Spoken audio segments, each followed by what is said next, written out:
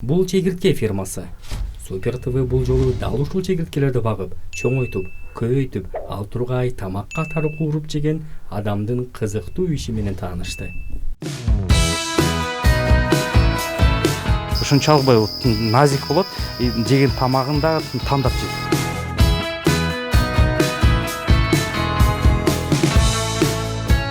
Суу ичеребиз деп ушуну чыгарганбыз. Ушул жиптен суу ичет.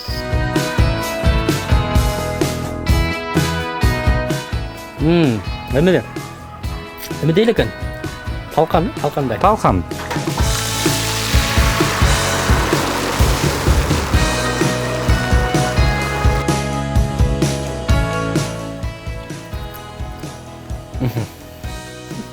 Калп айтпадыңбы? Өтпөй калды.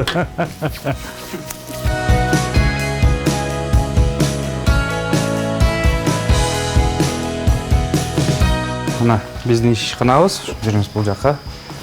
Мына биздин биринчи комнатадан баштайлы. Мына азыр өзүңүздөр көрдүңүздөр, температура немесе 34 болуп атат. Баягы расхождение погрешность деп биз ичинде температура по факту 30 эле градус тегерейди. 30-32 градус тегеринде биз ошону кармашыбыз керек. Ошондо ар бир чегиртке багылган бөлмөлөрдүн ичи 30 градус ызыктыкта болуш керек экен. 30 градус ызыкта күнү түнү сакталып туруш керек. Жайкысында эле. Жайкысы да, кышындасы да, күнү түнү. Макул, анда Астана көрөлү бөлмөлөрдүн ичи менен. Кандай болот чегирткелер багылат? Мына бул основной биздин бөлмөбүз.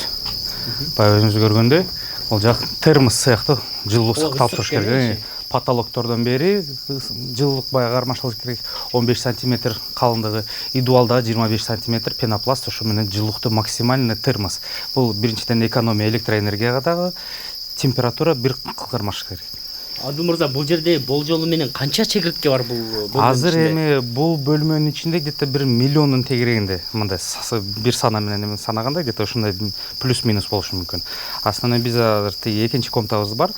Бирок биз азыр бүгүнкү күнгө полный толук бүт комнаталарды, бөлмөлөрдү толуктура элекпиз. Ошого бирок аракет кылып атабыз биз. Чегирткелерди кайсыл жактан алып келгенсиз? Бул чегирткелер өзүнчө породасы, аты Domesticus деп коет. Бул бир гана ошо порода Евросоюздун немесе макулдыгын алган, разрешенияны адамга катары пищевой продукцияга зыяны жок деп ошол продукцияга биз токтогонбуз.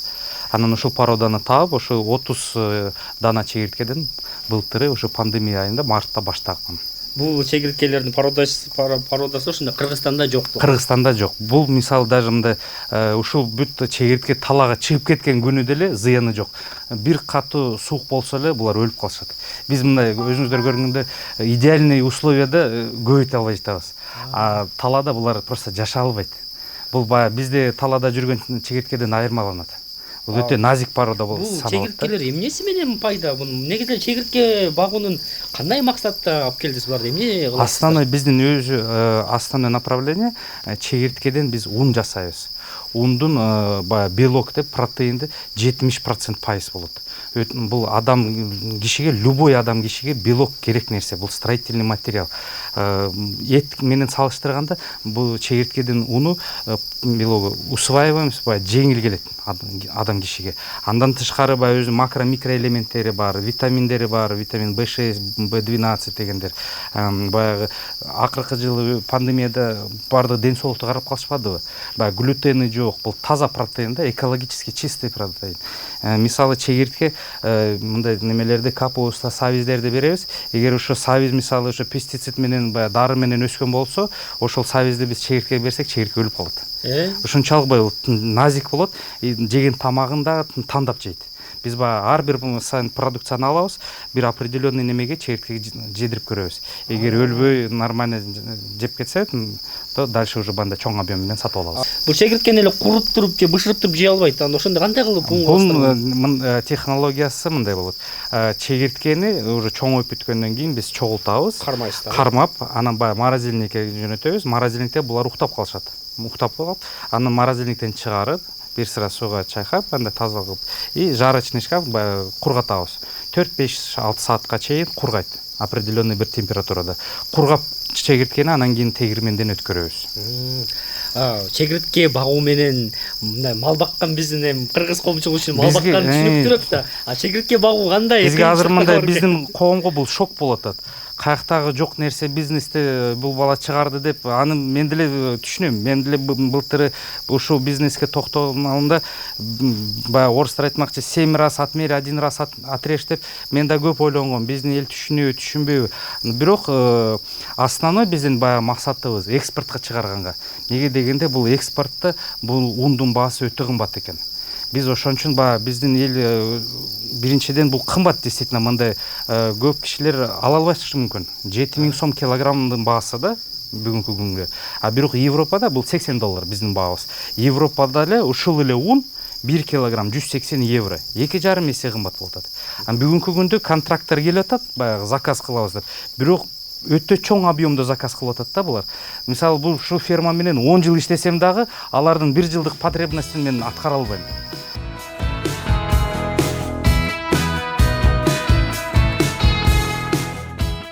Сууну кантип суу ичиребиз деп ушуну чыгарганбыз. Ошо жиптен суу ичет. Ошондо ушул жерге бул сууну бияка куюп коет экенсиздер да? Ошону суунун ичине коюп мындай жанагы жоңдук тарелкага куюп берсе болбойбу буларга? Болбойт да, бул чөгүп кетет. Анан ар бир мол жерлерине келип чегирткелер өздөрү каалашынча ошо суу ичет. Баягы чегиртке естественный условияда жүргөндө булар 2-3 күн суусу жок чуркап жүрө берет. Баягы биздин таладагы. Суусу баягы 2-3 күн чыдамдыгы өтө чоң да булардыкы. Ошого суу өтө аз керек. Ошол эле баягы мал менен салыштырганда биздин бир буканы өстүрүш үчүн канча бир тонна суу керек. Анан канча килограмм жем кетет. Буга караганда чегиртке сууну дагы бир 200 эсе аз ичет. Баягы жемди дагы сухой кормду 5-6 эсе аз ичет. Ошол жагынан выгодный. И общий баягы цикл развития деп коет. 40 күн ичинде бир чегиртке уже чоңойот. Баягы 40 күндөн кийин аны терсе болот. Бул чегирткелерди кантип багасыз, кантип кам көрөсүз? Мындай тамактарын берип биздин көргөзбөйлү. Эмне тамак бересиз буларга? Кандай тамактар берилет? Так, азыр бул ошондо капуста. Капуста. Баягы пекинский капуста деп коет, басай деп коет. Бул ошол капустаны азыр бергенден кийин азыр эми баягы чегирткелер коркуп баягы түйүнө качышты да.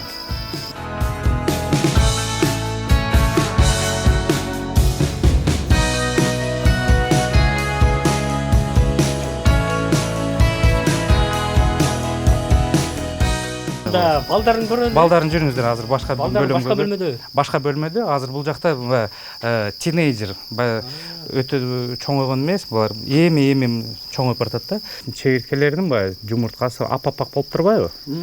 Ошо түйүндө 2-3 сантиметр булар рылды эметет да. Жумурткасын өздөрү таштайт.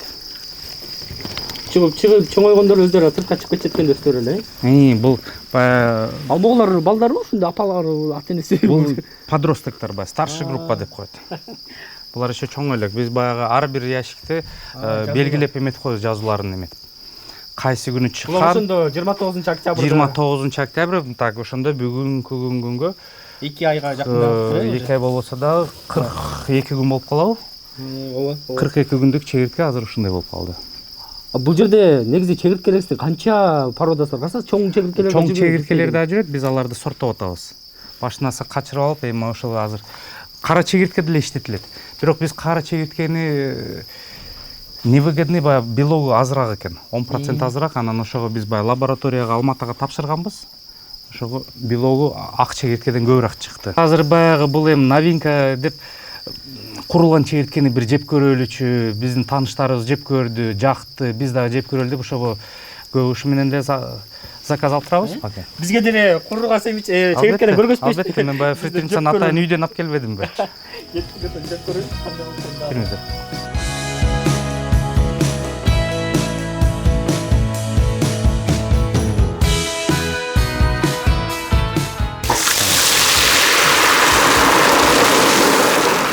Анан Адыл мырза, бул чегиртке негизи кыргыздар биз эми эч качан чегирткенин этин жеген эмеспиз да. Кыргыздар кандай көрүшөт? Жеп атканы барбы кыргыздар? Азыр бизде уже бир топ өзүбүздүн постоянный клиенттерибиз пайда болуп калды. Бир жеген киши действительно жактырып, постоянно жумасына алып турат. Потому что действительно бул дамын да азыр жеп көргөнү сонун дамы. баягы семечкага, мындай кириешке, чипсиге окшошуп мындай окшош турат да. Анан- А көз карашы действительно бул эми баягы бизге жаңы оокат болуп атпайбы? Биз эми мындай оокатка көнө элекпиз. А бирок мисалы күнүгө дүйнө жүзүндө 2 миллиард киши бир гана ушундай немелерди, кумурскаларды жейт. Бул кандай? Бизде халал, адалбы, адал эмеспи дегендер бар го. Менин баягы интернеттен изилдеп чыксам, бул адал нерсеге кирет экен. Биздин муфтийдин сөзүнө ишенишсек, ошо 2 гана адалга кирет экен да. Ошо муздап айтып туруп эле, ошо бирөөсү балык, экинчиси чебиртке. Чебиртке да адалга кирет экен. Өзүңүз бир күндө канча чекиртке жейсиз? Менен баягы күнүгө кишилерге ооз тийгизип берип, баягы өзүмдү да көрсөтүп, мен практически күнүгө деле жеп калдым уже. Кашык менен деле жейм аны. Каалоочулар кээде чалып калат. Тиги Таиландтан жеп көрдүк элек, Кытайдан жеп көрдүк элек. Ушуну Кытайга, Таиландка барбай туруп эле ушу Бишкектен деле жеп көрсө болгудай да. Туз немелерин дагы кошуп көрөлүкпү? Паприка и основной туз. Урматтуу телекөрүүчүлөр, Супер ТВ телеканалында эксклюзив деп коеюн. Бирок өтө көп жей албайм, ушасына жейин. Бисмилла. Бисмилла дейми? Халал дедиз да. Сонука. Биринчи жегениңиз да. Калп айтпадыңбы? Өтпөй калды.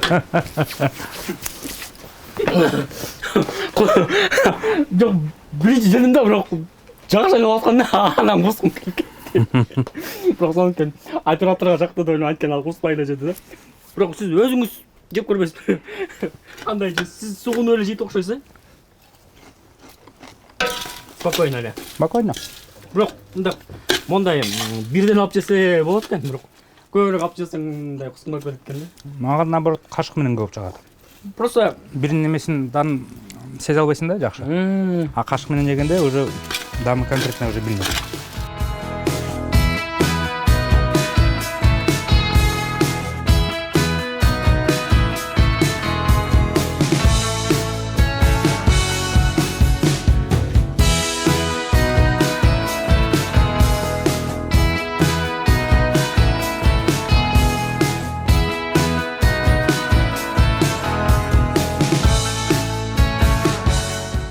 Так, мына бул чегирткеден уже баягы акыркы немеси уну.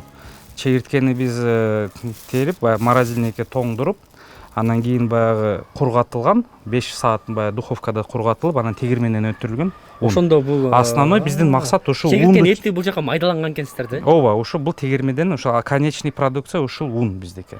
Ушул унду деле азыр мына өзүңүз жеп көрсөңүз деле болот. Жеп көрсө бул кандай ошондой дамы?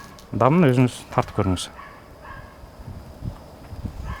Эме дейли экен? Талкандай. Талкан. Шамен, оператор.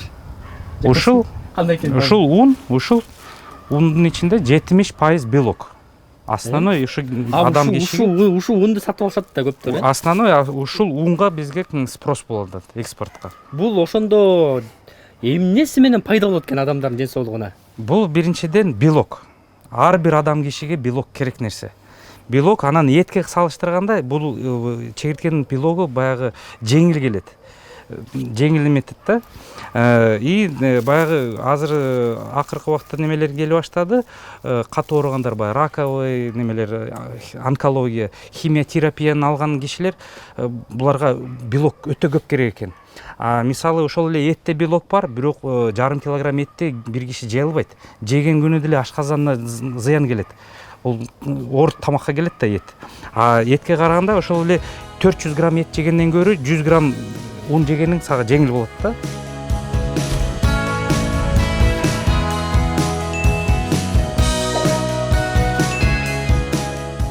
Сизге болсо рахмат атайын.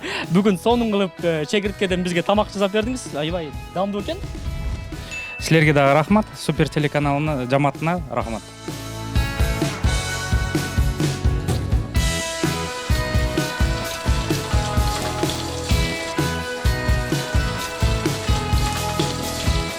Карасында кичине коркунучтуу болуп көрүнөт. Ооба, карасы жеңил, агдарын жатканда.